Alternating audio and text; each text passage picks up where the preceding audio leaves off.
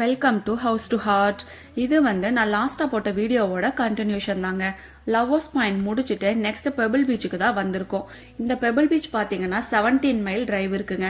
இந்த டிரைவ்ல அங்கங்க குட்டி குட்டியான வியூ பாயிண்ட்ஸ்லாம் இருக்கும். இதுக்கு என்ட்ரி ஃபீயும் இருக்குங்க. $12 பே பண்ணி தான் உள்ள போகணும்.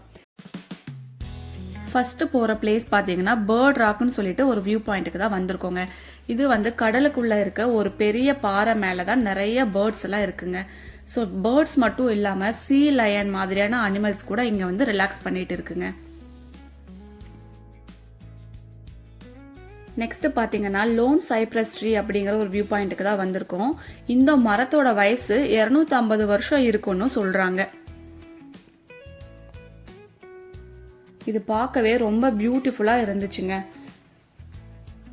கடலோட ஓரத்துல தனியா நிக்கிற இந்த மரம் தான் இந்த பெபிள் பீச்சோட சிக்னேச்சர் சிம்பல் மாதிரி இருக்குன்னு சொல்றாங்க.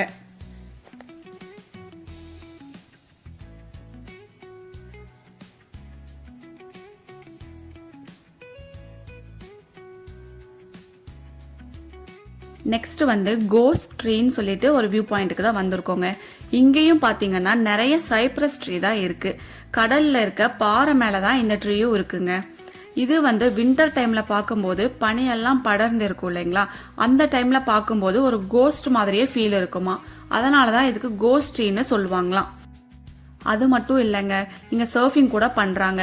பட் வின்டர் டைம்ல இங்க வேவ்ஸ் எல்லாம் ரொம்ப பெருசா வர்றதுனால ரொம்ப டேஞ்சரான சர்ஃபிங் ஸ்பாட்டா இது இருக்கு. ஸோ அதனால இதை கோஸ்ட் ட்ரீ வேவ்னு கூட சொல்றாங்க.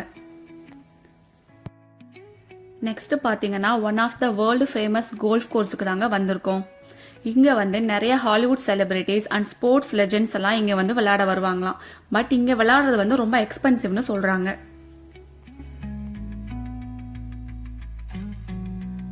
இதெல்லாம் பார்த்து முடிக்கிறதுக்குள்ள என் பையனுக்கு ரொம்பவே பசிக்க ஆரம்பிச்சிருச்சுங்க.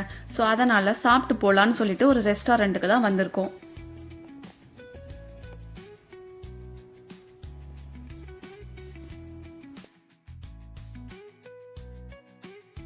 இங்க நிறைய வெரைட்டிஸ் ஆஃப் ஃபுட்ஸ் எல்லாம் வச்சிருந்தாங்க.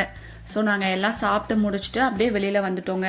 வெளியில வரும்போது பார்த்தீங்கன்னா நிறைய ட்ரெஸ் கடை அண்ட் ஜுவல்லரி ஷாப் மாதிரி நிறைய ஷாப்பிங் ஐட்டம்ஸ்லாம் வச்சிருந்தாங்க. நாங்கள் அதெல்லாம் பார்த்துட்டு அப்படியே நெக்ஸ்ட் பிக்சர் ரிவருக்கும் கிளம்பிட்டோங்க. சொன்னா நம்ப மாட்டீங்க, போற வழியெல்லாம் அவ்வளோ பியூட்டிஃபுல்லா இருந்துச்சுங்க. ஒரு சைடு மலை ஒரு சைடு கடல்னு பார்க்கும்போது அவ்வளோ பியூட்டிஃபுல்லா இருந்துச்சு.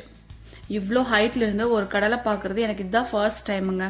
அவ்வளோ பியூட்டிஃபுல்லான வியூவா இருந்துச்சு. இதெல்லாம் பார்த்து முடிச்சுட்டு நெக்ஸ்ட் அப்படியே பிக்சர் ரிவர் போலான்னு சொல்லிட்டு கிளம்பியாச்சு.